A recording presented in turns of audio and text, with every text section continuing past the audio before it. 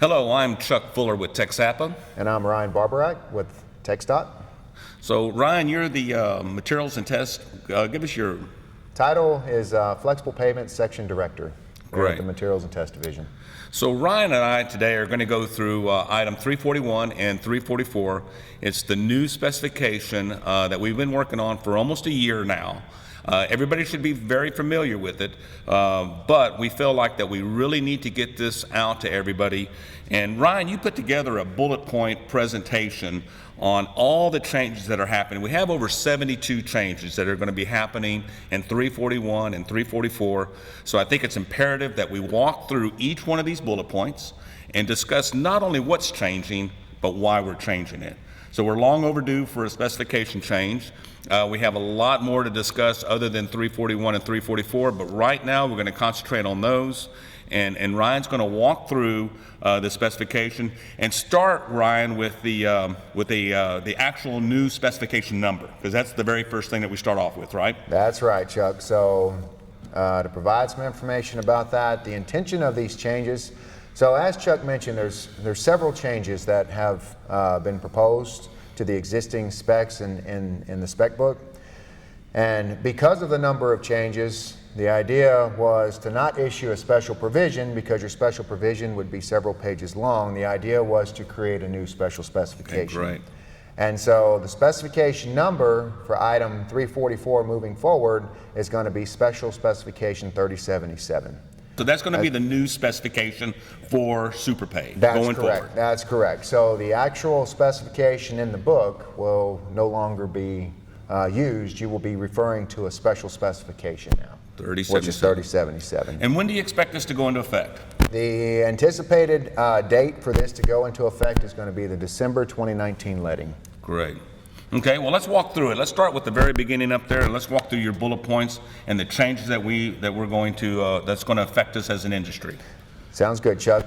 And I also wanted to mention too, so in terms of the summary that Chuck mentioned earlier, not only will we be including a summary to both districts, TxDOT districts and industry, but we'll also be including a specification that shows all the track changes.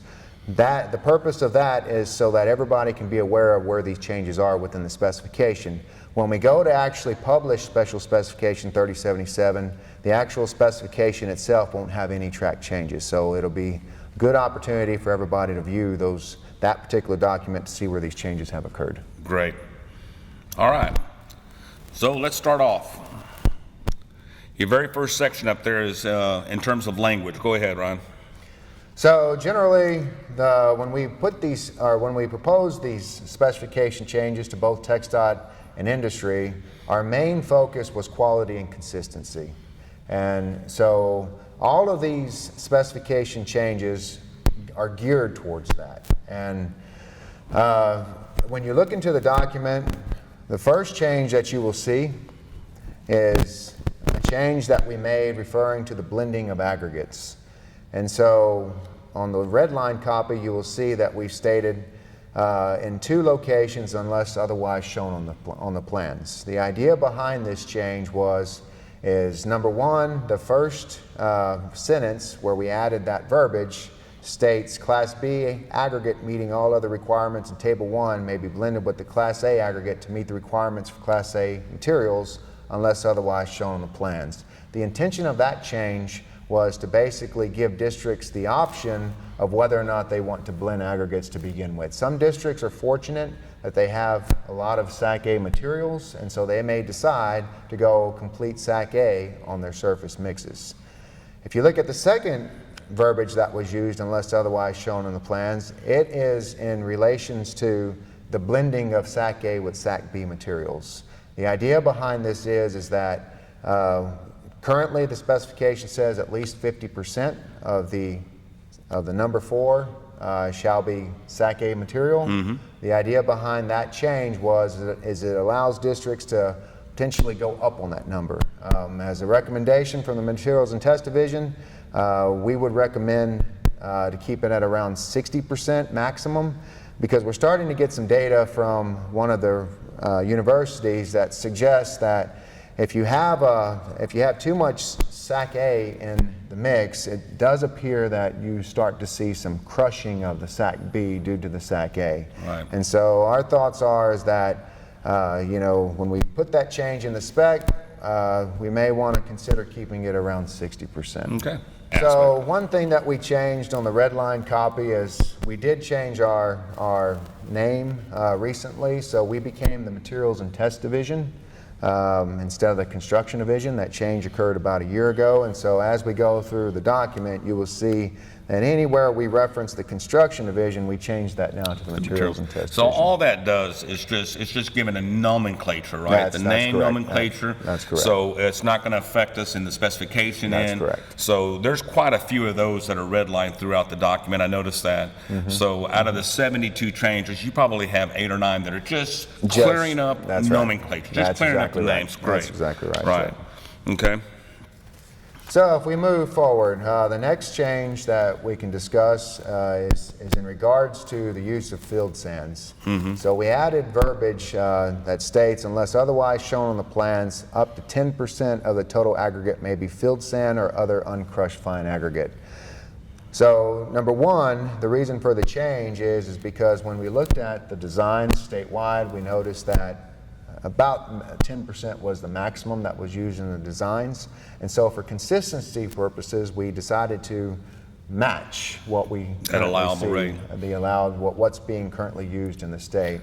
In addition to that, we did use the verbiage unless otherwise shown on the plans, because that also gives districts the freedom now to decide A, whether or not they're going to allow field sands, and B, if they want to use 5% as the maximum, or they want to use 15%, they'll be able to specify that by general. Gives them the latitude to doing that. That's correct. And so you mentioned the fact that consistency, I mean, that's one of the main reasons that we're going through all this, is that you've gone through and looked at all the different districts in the state, and so we're trying to be consistent with the whole state. That's correct. And so that's very important, because that's going to come up a lot when we get to the use of recycled material. But yeah, so now we have it from 10%. So what was the maximum up to this point? It was 15%. 15. Okay, so that's not much of a change. that significant. But we weren't really bumping the 15% to begin with. So That's right. consistency throughout the Exactly, state. exactly. Okay. And then with the sand, go ahead. So the next change that we will see in the new spec is in relations to Table 1. The idea behind, or the first change you'll see, is in regards to the sand equivalency test. So in the former spec, we ran the sand equivalency on a combined gradation. What we're proposing moving forward is to run the sand equivalency on the fine aggregate itself. So moving forward, the sand equivalency will be performed on each individual fine aggregate as opposed to a combined gradation. Will you still run it on the combined gradation? No. Okay, so it's just separately. That's We're going correct. to run it on the fine aggregate separately. That's correct. But the requirement of 45 Will still say the same. Still Okay. the same. That's correct. Great. In addition to that, when you look at Table 1, you will see we added a couple of extra footnotes. Base mixtures, we increased the LA abrasion to a maximum of 40%, and we also increased the soundness to a maximum of 30%. The idea behind that change was to allow us to use more locally available materials. Okay. So what you found is throughout the states that increasing that in the base mixture. Right. We're talking about greater than 8 inches below the surface. That's correct. Okay. So that's going to give us a lot more usage of our localized materials. That's correct. That was the intent of that change. So in terms of mineral fillers, what we decided to do was to add the verbiage unless otherwise shown on the plans. And again, this was in regards to a comment that was made by industry. Industry was proposing to increase the gradation, bands on mineral fillers. And so our response is let's let the districts decide whether or not that they increase in wanna that increase the gradation, again, bands. it's just to utilize more local localized, materials. That's correct. local materials. So if the districts, feel like it's a good way to use more local materials, they have the option now to change the gradation requirements shown in Table 3. Perfect.